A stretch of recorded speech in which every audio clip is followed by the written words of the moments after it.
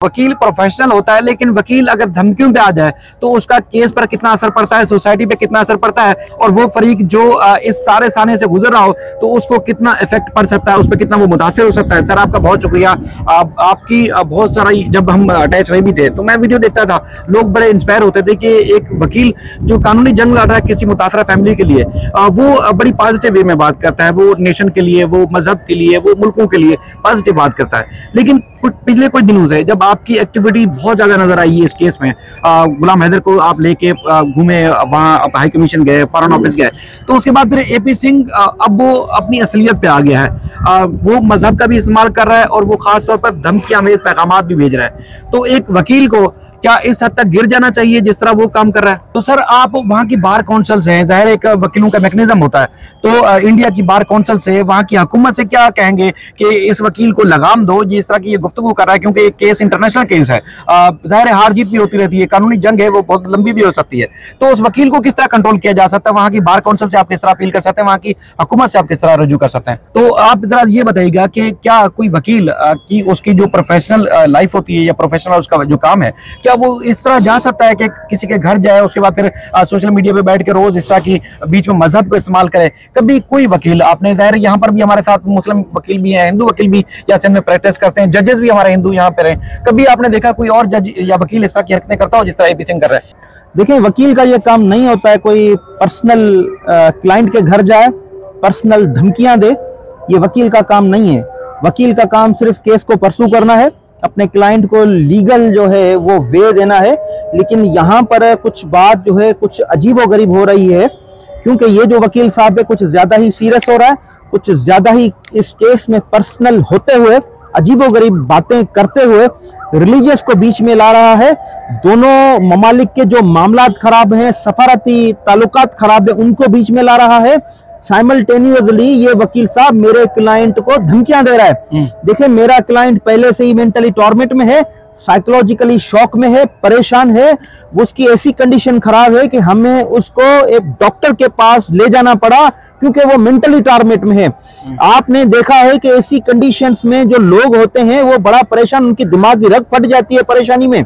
मेरा क्लाइंट बड़ा साइकोलॉजिकली वो परेशान है, उसके बावजूद भी ये वकील साहब जो सीमा हैदर का वकील साहब एपी सिंह साहब मेरे क्लाइंट को धमकियां दे रहा है सोशल साइट के थ्रू। वो मुख्तलिफ तरीके के इल्जामात लगा रहा है मेरे क्लाइंट पर, उसकी इज्जत नफ्स मजरूह करते हुए उस पर अजीबोगरीब जिल्लत वाले इल्जामात लगा रहा है। उसके साथ मेरे क्लाइंट की मेंटली टॉर्मेट की जो पोजीशन है वो ज्यादा इंक्रीज हो रही है, वो बड़ा परेशान है। देखिए, आपके इस वीडियो पैगाम के जरिए मैं हिंदुस्तान की फॉरेन मिनिस्ट्री, हिंदुस्तान की इंटीरियर मिनिस्ट्री, हिंदुस्तान की सुप्रीम कोर्ट, हिंदुस्तान की हाई कोर्ट, तमाम बार एसोसिएशंस, तमाम बार काउंसिल्स को मैं ये गुजारिश करता हूं कि आप अपने वकील साहब को लगाम दें, आप अपने वकील साहब को समझाएं। उसके अजीबोगरीब वकालत से हट के जो इल्जामात लगाए जा रहे हैं मेरे क्लाइंट पर, मेरे क्लाइंट को डिस्ट्रेस किया जा रहा है, मेरे क्लाइंट को परेशान किया जा रहा है, मेरे क्लाइंट को धमकियां दी जा रही हैं, उसके वजह से जो मेरा क्लाइंट है मेंटली डिस्ट्रेस में है, परेशान है, साइकोलॉजिकली शॉक में है। हो सकता है इस मेंटल कंडीशन में मेरे क्लाइंट की दिमाग की रग फट जाए, हो सकता है उसको हार्ट अटैक हो जाए, हो सकता है उसकी दिल बंद हो जाए, तो उसका रिस्पॉन्सिबल एपी सिंह होगा, सीमा हैदर होगी। सोशल साइट के थ्रू वो धमकियां कर दे रहे हैं, तो बड़ा मेहरबानी आप अपने वकील साहब को रोकें, जो कानूनी कार्रवाई है वो आप करें। मैं जो है ऑफिशियली आप तमाम जितने भी इदारे हैं उनको लेटर्स लिखता हूं, मेल करता हूं, आप उनको रोकें। ऐसा ना हो कि ह्यूमन लॉस हो जाए, मेरे क्लाइंट की दिमाग की रग फट जाए, दिल बंद हो जाए। पहले बहुत पहले सदमे में देखिए वजह क्या हो सकती है? देखिए, वकीलों का ये काम नहीं है। मैं मेरी बात बताता हूं, मैं तमाम पाकिस्तानी वकला की बात बताता हूं, तमाम दुनिया के वकला की बात बताता हूं। हमारे वकीलों का जो काम है वो सिर्फ कोर्ट रूम के अंदर तक है, कोर्ट के कॉरिडोर में भी हमारा काम नहीं है। हमारा ताल्लुक कोर्ट रूम के अंदर है, और उसके बावजूद कोर्ट रूम के बाद भी अगर क्लाइंट कोई कंसल्टेशन करना चाहता है तो हम उसको ये डायरेक्शन देते हैं कि आपको हमारी ऑफिस में ऑफिस टाइमिंग पर आना है। एक तो कोर्ट रूम में हमने उसका केस प्रोसीड करना है, और कंसल्टेशन के लिए हमने क्लाइंट को हमारी ऑफिस में बुलाना है। हमारा कोई काम नहीं होता कि क्लाइंट को होटल पे बिठाएं, हमारा कोई काम नहीं होता कि हम क्लाइंट के घर जाएं, हमारा कोई काम नहीं होता कि क्लाइंट को हम अपने घर बुलाएं, ये ताल्लुक नहीं होता है। ये कोई पर्सनल इंटरेस्ट है साहब का, जो बार बार जो उसकी क्लाइंट है उसके घर जा रहा है, रिलीजियस कार्ड जो है बीच में ला रहा है, सिफारती ताल्लुकात को बीच में छेड़ रहा है। पहले से ही मामलात खराब हैं, दोनों ममालिक के सिफारती ताल्लुकात खराब है, लोगों दोनों ममालिक के बीच में नफरतें फैलाई गई। ये साहब जो है नफरतों को जो बढ़ा रहा है, मजीद बढ़ावा दे रहा है, ये गलत कर रहा है, ये बिल्कुल गलत कर रहा है। यही मेरा सवाल भी इसी तरफ आगे था कि जैसे मिसाल के तौर पर कोई सहाफी, कोई एंकर, कोई यूट्यूबर जाता है एपी सिंह से सवाल करने के लिए, सवाल गंदम होता है, जवाब चन्ना आता है, यानी कि गुलाम हैदर के बच्चे हैं, गुलाम हैदर अपने बच्चों की वापसी की डिमांड कर रहा है, तो उसमें जवाब बीच में आता है जी पहले वालों को संभाल ले, तीसरी चौथी शादी, और इस तरह की एक तज़हीक आमेज़ गुफ्तगू होती है। दूसरा, एक यूट्यूबर या सहाफी कोई सवाल उनसे करता है, जी पाकिस्तान की गवर्नमेंट या पाकिस्तान के इदारे अगर कोई डिमांड करते हैं कि बच्चे वापस जाए, सीमा हैदर वापस जाए, तो उसमें भी आतंकवादी और इस तरह की अजीब व गरीब तज़हीक आमेज़ गुफ्तगू पाकिस्तान के खिलाफ, मुसलमानों के खिलाफ और एक पूरी नेशन के खिलाफ करता है।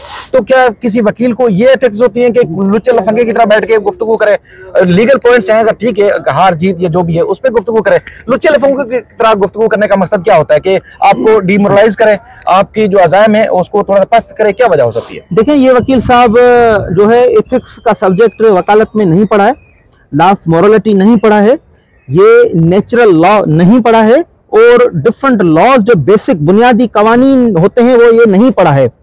इसको पता ही नहीं है कि मुख्तलिफ तरीके के ये जो इल्जामात लगा रहा है, जिसमें आतंकवादी बार बार आतंकवादी कहते हुए हमें डिफेम करने के लिए कोई ये कर रहा है, ये बिल्कुल इंतहाई ये गलत बात है। और उसके बावजूद भी ये वकील साहब के आपने तमाम इंटरव्यू देखे कि वकील साहब एक्टिंग करते हुए नजर आता है, क्योंकि इसके पास डिफेंस है ही नहीं।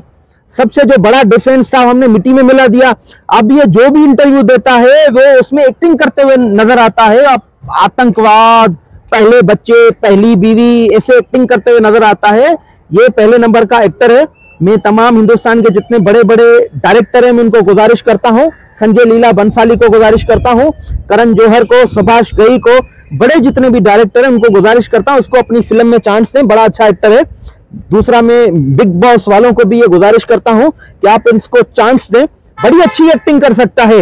ये बड़ा मंजा हुआ एक्टर है, अमिताभ बच्चन से बड़ा एक्टर है, शाहरुख खान से बड़ा एक्टर है, समझे। तो ये इसके पास कोई बात है नहीं, इस किस्म का वकील नहीं हो सकता। ऐसा वकील नहीं है, इसको हम वकील नहीं समझते, इसको हम किसी भी तरह वकील नहीं समझ सकते, क्योंकि ये हिंदुस्तान के वो जो काबिल वुकला थे, अंबेडकर साहब जैसे वुकला जिनकी पूरी दुनिया में नाम है, वो उनकी जो इज्जत पामाली का सबब बन रहा है पूरी इंडिया में, पूरी दुनिया में। इमेज भी इसी तरह जा रहा है। क्या वकील कोई ऐसा हो सकता है?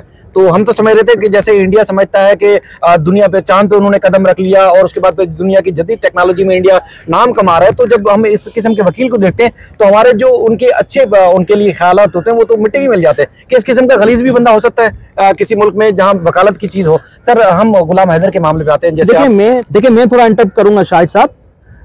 ये इससे नफरत करते हैं हिंदुस्तानी, इस वकील साहब से नफरत करते हैं, एपी सिंह साहब से नफरत करते हैं। निर्भया केस जो है उसके थ्रू इंडिया में, हिंदुस्तान में होने वाले तमाम रेप केस, हिंदुस्तान में होने वाले तमाम मर्डर के केस, हिंदुस्तान में होने वाले तमाम मंशात के केस उनकी तरफ से ये वकील साहब प्रोसीड करता है।